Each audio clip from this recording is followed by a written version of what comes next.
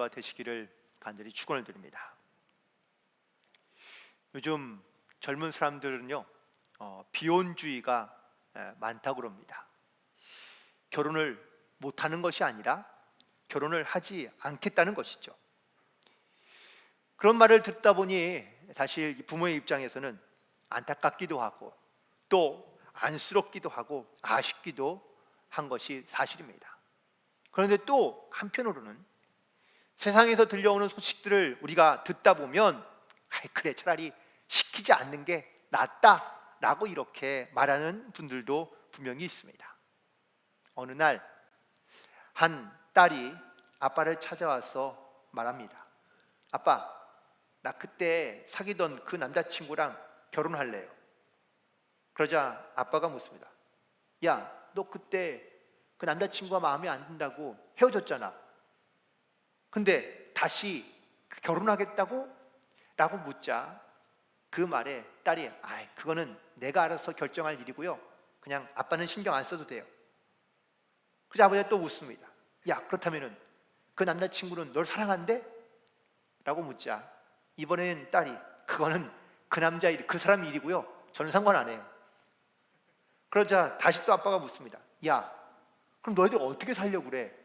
너희 둘 다 능력이 없잖아. 집이 있어? 아니면은 또 돈이 있어? 라고 묻자 딸이 이번엔 이렇게 말합니다. 그거는 아빠 일이니까 아빠가 책임져 주세요. 참 황당한 이야기 같지만 또 요즘에는요, 차라리 이런 딸이라도 있었으면 좋겠다라고 이렇게 말씀하는 부모들도 있습니다. 물론 결혼이 모든 문제의 해결이며 혹은 또 탈출구는 아닙니다. 그런데 요즘 많은 젊은이들이 심지어 또 그리스도인들, 청년들 가운데에도 하나님의 창조의 섭리를 기억하지 아니하며 또 우리 가운데 주시는 어떤 하나님의 뜻을 우리가 내 마음대로 해석하거나 아니면 생각해서 살아가고 있는 일들이 점점점 많아지고 있는 것 같아서 사실은 좀 안타깝긴 합니다. 바라고 원하기는 또 믿음을 가지고 있는 청년들이 하나님의 창조의 섭리를 잘 깨닫고 또 주의 뜻을 따라 순종하며 나아갈 수 있는, 그래서 정말로 이 땅 가운데 건강하고 꼭 필요한 믿음의 가정을 이루어갈 수 있는 그러한 청년들이 되기를 좀 간절히 소망해 봅니다. 밥 무어헤드라는 목사님이 쓴 이 시대의 역설이라는 짤막한 글이 있는데 한 해를 잘 마무리해 가면서 이 말씀을 한번 꼭 알려주고 싶어서 준비해 보았습니다. 이 글에 있는 내용은 이렇습니다. 건물은 높아졌지만 인격은 더 작아졌다. 고속도로는 넓어졌지만 시야는 더 좁아졌다.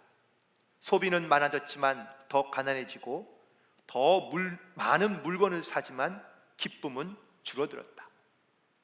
집은 커졌지만 가족은 더 적어졌고 더 편리해졌지만 시간은 더 없다. 학력은 높아졌지만 상식은 부족하고 지식은 많아졌지만 판단력은 부족하다. 전문가들은 늘어났지만 문제는 더 많아졌고 약은 많아졌지만 건강은 더 나빠졌다. 너무 분별 없이 소비하고 너무 적게 웃고 너무 빨리 운전하고 너무 성급히 화를 낸다.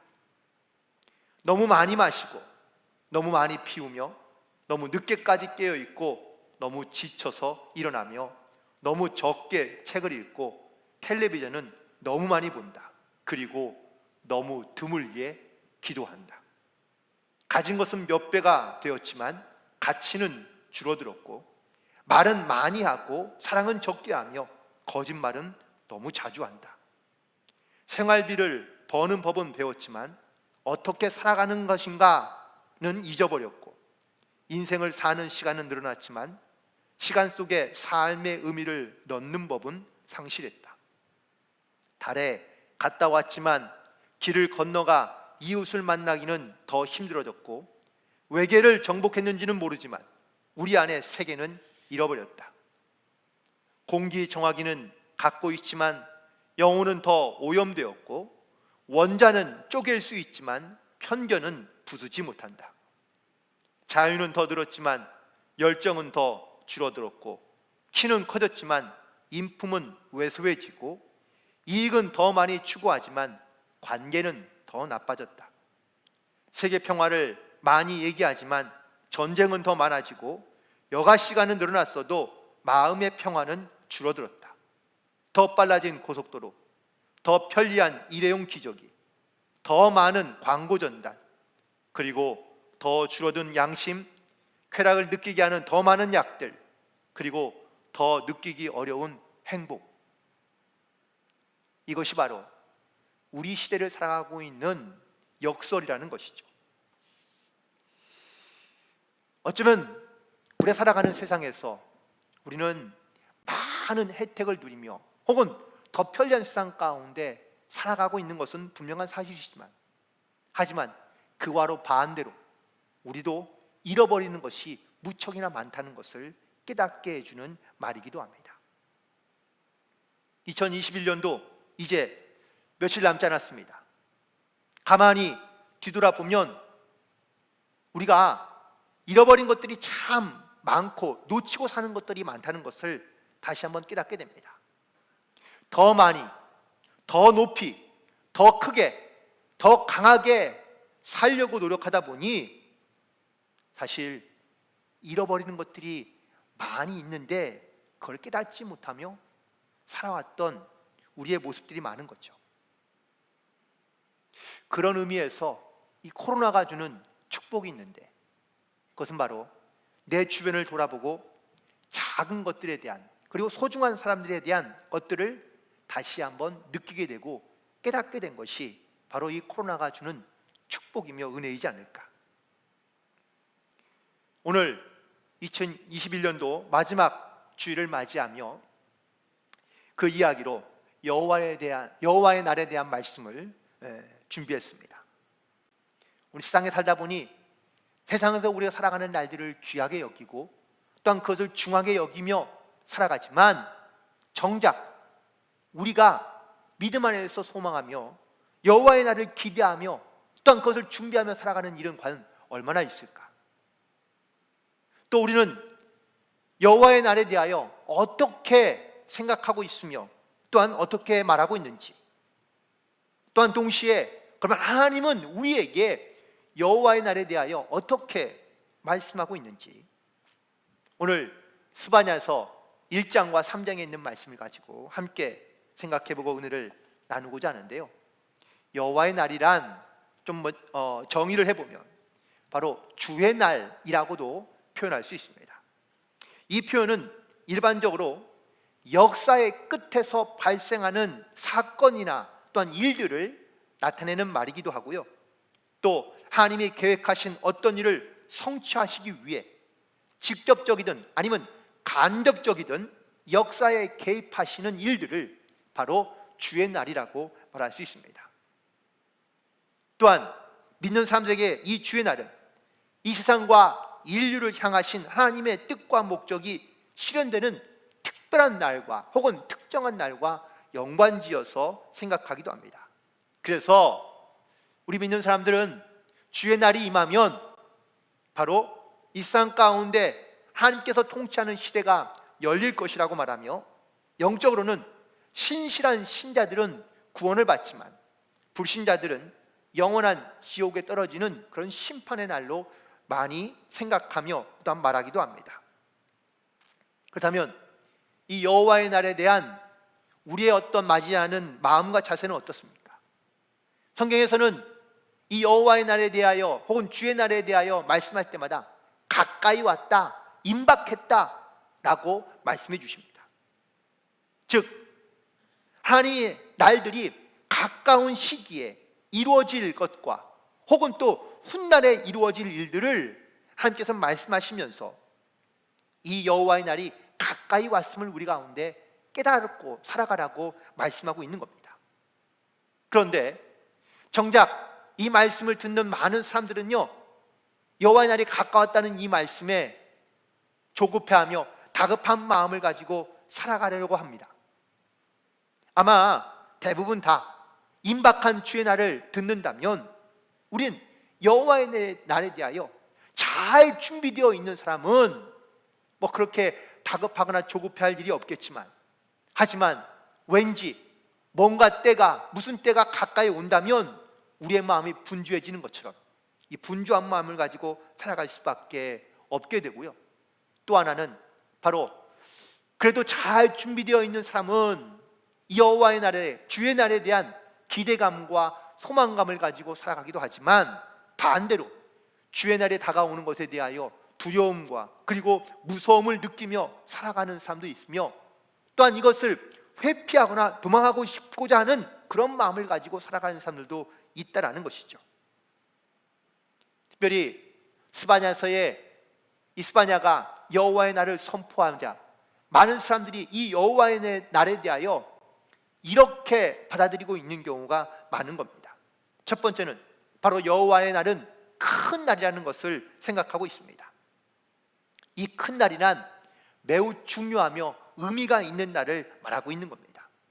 하나님의 뜻이 성취되는 그 날은 바로 역사적으로든 혹은 신앙적으로든 가장 의미 있고 중요한 날로 여겨지고 있기 때문인 것이죠. 예를 들어서 이스라엘 역사 가운데 가장 큰 날 만약에 얘기한다면 어떤 날이 큰 날일까요? 그들이 생각하고 있는 가장 큰 날은, 여호와의 날은 바로 먼저는 그들이 애굽의 종이 되었던 때에서 해방된 날을 가장 큰 날로 여기고 있으며, 또한 명절로 지키고도 있죠. 또한 두 번째는 이스라엘이 북방민족이었던 아수르와 바벨론에 의해 무너진 날, 나라가 멸망한 날도 역시 큰 날로 여겨지고 있습니다. 그리고 세 번째는 신구약을 가르는 예수님의 탄생하는 이 날이 바로 큰 날로 여겨지고 있고, 더불어서 이 메시아가 다시 오실 날을 아주 가장 큰 날로 생각하며 여기고 있다는 것이죠. 그래서 여호와의 날은 역사적으로 혹은 신앙적으로 가장 중요하며 의미 있는 중요한 날을 말할 때마다 주로 사용하고 있습니다. 그런데 이 날, 이 주의 날에 어떠한 일들이 일어날까? 주의 날에는요, 반드시 하나님의 분노와 심판이 나타나고 있다고 사람들은 말하고 있거나, 혹은 또 성경에서도 그렇게 말하고 있는 것을 볼 수 있습니다. 특별히 이 스바냐 시대의 이스라엘 백성들을 향하여 주의 날을 선포하고 있습니다. 왜 이 스바냐 선지자를 통하여 하나님께서는 여호와의 날에 대하여 선포하고 있을까요? 그것은 바로 지금 이스라엘 백성들이 하나님을 떠나 우상을 섬기며 하나님의 말씀을 따르지 아니하고 배반하며 여호와를 찾지도 아니하고 구하지도 아니하기 때문이라고 말씀하고 있는 겁니다. 결국 이스라엘 백성들은 이 여호와의 날에 선포된 말씀을 들을 때마다 가까이 다가온 심판과 또한 하나님의 진노의 날에 그들은 두려움과 그리고 또한 무서움을 가지고 살아갈 수밖에 없던 것이죠. 실제로 이스라엘 역사 가운데 이렇게 주의 날이 임박했다는 말을 들을 때마다 하나님의 진노와 심판이 분명히 있었던 것을 알 수 있습니다. 또한 하나님의 이 진노와 심판이 임하게 되면 그들의 모든 삶 가운데는 환난과 고통의 날이 함께하고 있다는 것을 그들은 깨닫게 됩니다. 본문에 있는 이 스바냐가 여호와의 날을 선포했을 때에 그때 이스라엘의 어떠한 경제적이고 혹은 역사적인 상황을 가만히 살펴본다면 이스라엘에게 갑자기 메뚜기 떼의 재앙이 찾아왔고요. 또 메뚜기 떼의 재앙이 지나고 난 다음에 이 온 땅은 극도로 황폐하게 되어서 극심한 가뭄까지 겹쳐 그들의 어떤 삶의 고통이 아주 극에 달해 있을 때에 스바냐가 주의 날을 선포하게 되었다는 겁니다. 이때에 이 스바냐 선지자의 말을 들은 이스라엘 백성들이요, 두 패로 나눠집니다. 한 사람들은 이건 그냥 자연적인 현상이야, 그러니 시간이 지나면 다시 회복될 것이다 라고 말하는 사람들이 있는가 하면, 또 어떤 사람들은 아니다, 이거는 하나님께서 재앙을 주신 것이니 우리가 반드시 회개하고 돌아가야 한다 라고 말하는 사람들로 나뉘어져서 크게 분쟁하며 싸우고 있었다라는 사실입니다. 어떠한 환난과 고통이 있을 때 이것이 하나님의 뜻인지 아닌지를 우리가 분별하기가 쉽지 않은 것이지요. 더 나아가서 이 주의 날은 이스라엘 백성들에게는요, 어둠과 그리고 흑암의 날이라고 또한 말씀하고 있습니다. 어둠과 흑암은 두려움과 그리고 죽음을 상징하고 있는 말이기도 합니다. 이스라엘은 이 하나님의 날, 여호와의 날이 선포되면은요, 언제 어떻게 자기들 가운데 죽음이 다가올지 모르는 그 두려움 가운데 살아가고 있었다고 합니다. 그 가장 대표적인 예시의 사건이 바로 애굽에 임했던 10번째 재앙의 사건입니다. 하나님의 말씀이 선포되고 난 다음에 그 죽음이 그 땅 가운데 언제 임하게 될지 그들은 전혀 알지 못했기 때문이라는 것이죠. 많은 사람들이 여호와의 날은 과연 언제일까, 혹은 주의 날은 언제 임하게 될까라는 것에 대하여 많은 사람들이 궁금해하고 있습니다. 그런데 성경에 보면 이 주의 날은 아무도 알 수 없다고 말씀하고 있습니다.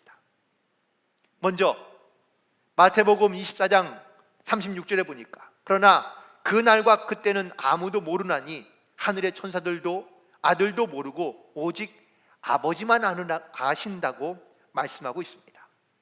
또한 베드로 후서 3장 10절에 보니, 그러나 주의 날이 도둑같이 오리니 그 날에는 하늘이 큰 소리로 떠나가고 물질이 뜨거운 불에 풀어지고 땅과 그 중에 있는 모든 일이 드러나리로다 라고 말씀하고 있습니다.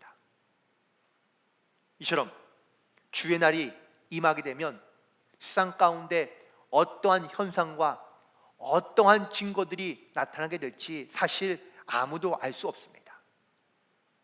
특별히 지금 우리가 살고 있는 이 어떤 코로나 시대, 물론 그전에도 마찬가지긴 하지만 이 말세의 증거들이 나타나는 그런 시대 가운데 보면은 이단과 그리고 또한 잘못된 어떤 이러한 신앙을 쫓는 사람들이 기세를 부린다고 말씀하고 있는데, 지금까지 수많은 예수님을 제외한 수많은 사람들이 이 땅 가운데 종말을 말하고 예언했지만 한 사람도 그 정확한 날을 맞춘 사람은 아무도 없습니다. 다시 말하면 사람은 절대로 그 날을 알 수 없다라는 이야기고요. 예수님의 말씀대로 오직 아버지만 아신다고 말씀하고 있습니다.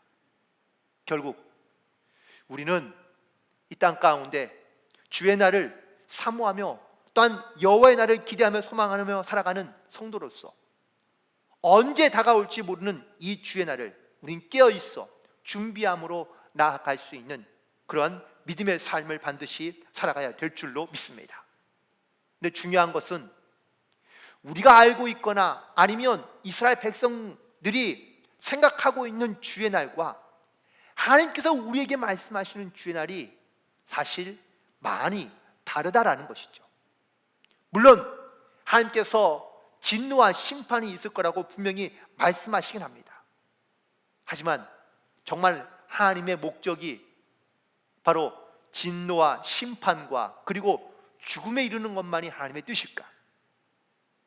오늘 특별히 스바냐서 3장 17절에 있는 말씀으로 저는 이 여호와의 날을 하나님께서는 어떻게 우리에게 말씀하고 있는지를 생각해 보고자 하는데, 첫 번째는 바로 하나님이 우리 가운데 계신다는 사실을 깨닫게 하기 위하여 이 주의 여호와의 날을 선포하고 계신다는 사실입니다. 사람도요, 누구와 같이 있느냐에 따라서 그 존재감이 달라지는 것을 우리는 알 수 있습니다. 예를 들면 부모와 같이 있는 아이, 또 큰 형과 같이 있는 막내 동생, 아니면 믿을 만한 사람과 함께 있는 어떤 직장 동료들은요, 이 함께 있는 그런 살아가는 모습들에 그 자존감이 혹은 또 자신감이 많이 달라져 있는 것을 볼 수 있습니다. 지금 나는 누구와 함께 있고 계신가요? 혹은 또 나는 지금 누구와 함께 있습니까? 오늘 스바냐서 3장 17절에 있는 말씀 가운데 여호와가 너희 가운데 계신다고 말씀해 주고 있습니다. 이 하나님이 나의 힘이 되어 주시고 나의 지혜가 되어 주시고 나를 도우시고 또한 나와 함께 하신다는 이 말씀이 지금에 있는 나를 어떻게 바꿔가며 변화시켜 가고 있는지를 여러분 과연 믿음 안에서 고백하고 계십니까? 주님이 나와 함께 하신다는 이 말씀 하나가 나를 어떻게 달라지게 만들고 있는지를 우리는 분명하게 깨달아 알며, 그리고 예수님이 나와 함께 계시고 내 안에 계시는 이 말씀을 통하여 그 하나님 때문에 우리는 세상에 나아가며 세상에 살아갈 때에 힘과 용기와 믿음을 가지고 소망을 가지고 살아갈 수 있는 근거가 되는 줄로 믿습니다. 하나님은 우리 안에 계시며 우리와 함께 하시고 또한 우리에게 바로 하나님이 살아계시다는 그 믿음의 증거들을 알게 하기 위하여 지금도 우리에게 하나님의 나를 또한 주님의 나를 선포하고 계시는 줄로 믿습니다. 또한 동시에 하나님께서는 여호와 나를 선포하는 이유는 바로 구원을 베푸시기를 원하시기 때문이라고 말씀하고 있습니다. 사람들이 생각하거나 알고 있고 느끼고 있는 여호와의 날, 진노와 심판, 환난과 고통, 두려움과 죽음, 이런 것들로 인하여 여호와의 날은 큰 두려움의 대상일 수밖에 없습니다. 그러나 주님께서, 하나님께서 이렇게 말씀하시는 이유는 뭘까요? 거기에는 하나님께서 반드시 죄악 가운데 있던 이스라엘 백성들이 다시 회개하고 돌아와 구원에 이를 수 있는 그러한 하나님의 백성으로 살게 하기 위하여 바로 이 여호와의 날을 선포하고 계신다는 사실입니다. 하나님께서요, 요나라는 사람을 선택해서 그에게 니느웨로 가서 바로 그 땅의 멸망을 선포하라고 하나님께서 말씀하시고 명령하셨습니다. 그런데 요나는 이 하나님의 명령이 싫었습니다. 니느웨로 가기 싫었다는 거죠. 왜냐하면 니느웨는 바벨론의 성 중에 하나였는데 바로 민족의 원수이고 적이었기 때문에 그들이 심판받기를 원했지 그들이 구원받기를 원치 않았기 때문에 그렇습니다. 그런데 하나님의 생각은 요나의 생각과 달랐습니다.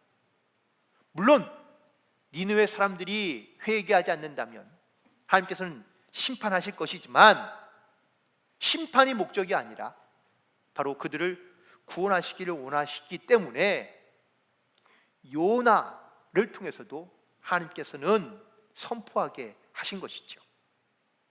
하지만 요나는 하나님이 뭘 원하는지, 뭘 기뻐하는지 사실 그는 잘 깨닫지 못했습니다.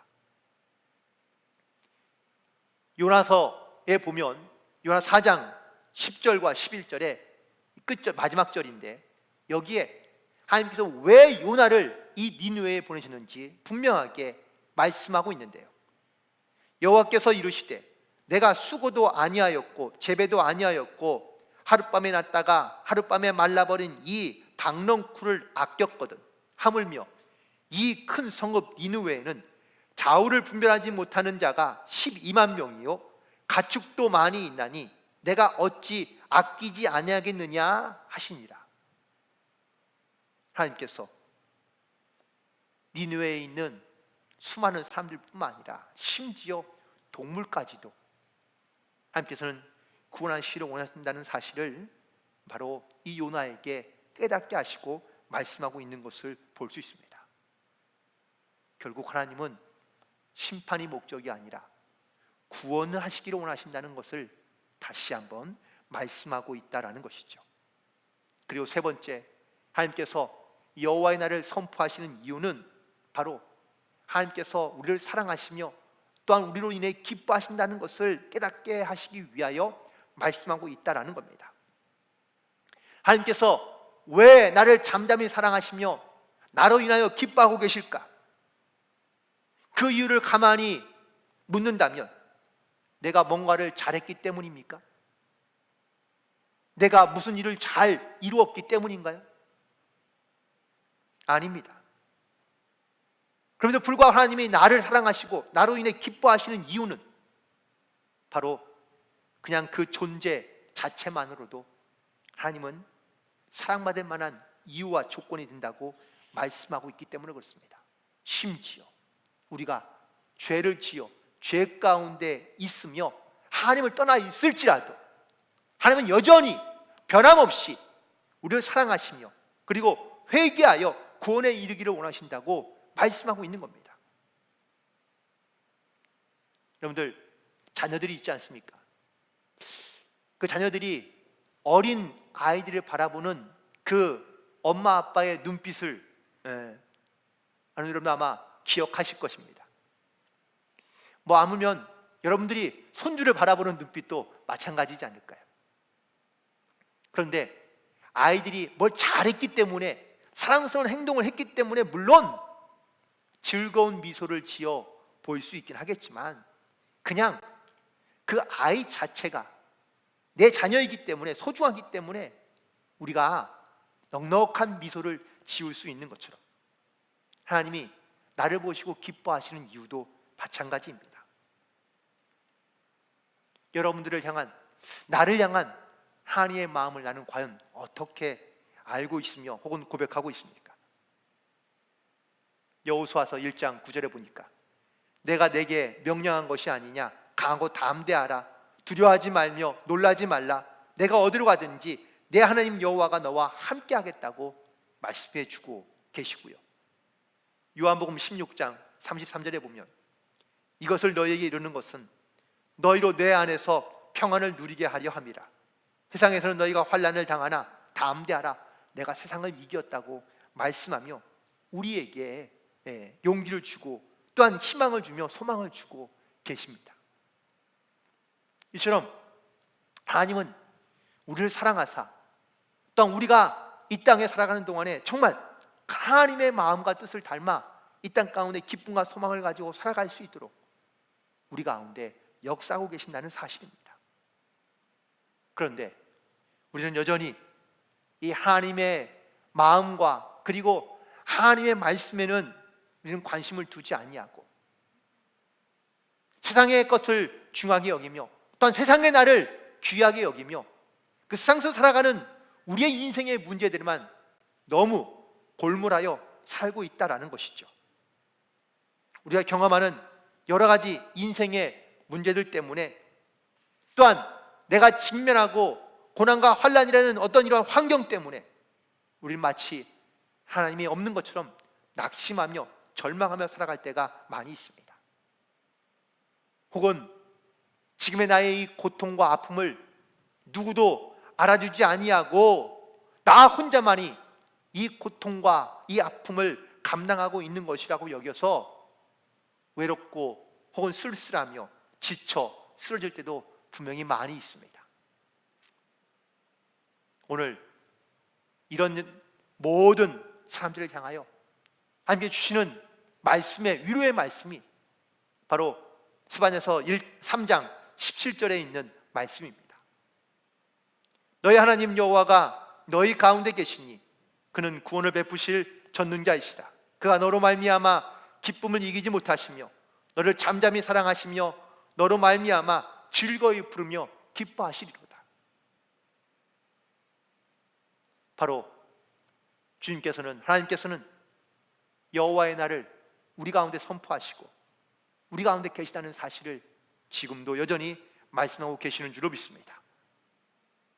말씀을 정리하며 하나님이 우리 가운데 계셔서 또한 우리에게 구원의 은혜를 베푸시기를 원하시고 나와 동행하시며 내 삶을 붙들어 주시고 또한 내 삶을 책임져 주신다고 말씀해 주시는 이 주의 말씀을 꼭 기억하고 우리가 비록 세상 가운데 수많은 날들을 살아가고 있지만 이 여호와의 날을 늘 기억하며 그리고 소망하는 가운데 믿음으로 결단하며 하나님 앞에 늘 나아가며 또한 주님과 동행하는 삶을 살아갈 수 있는 저와 여러분 되기를 간절히 소망하며 올 2021년도를 이렇게 주님과 동행함으로 잘 마무리하며 새해를 잘 믿음 안에 준비하며 나아갈 수 있는 영적인 결단이 있는 복된 시간이 되시기를 주님의 이름으로 간절히 축원을 드립니다.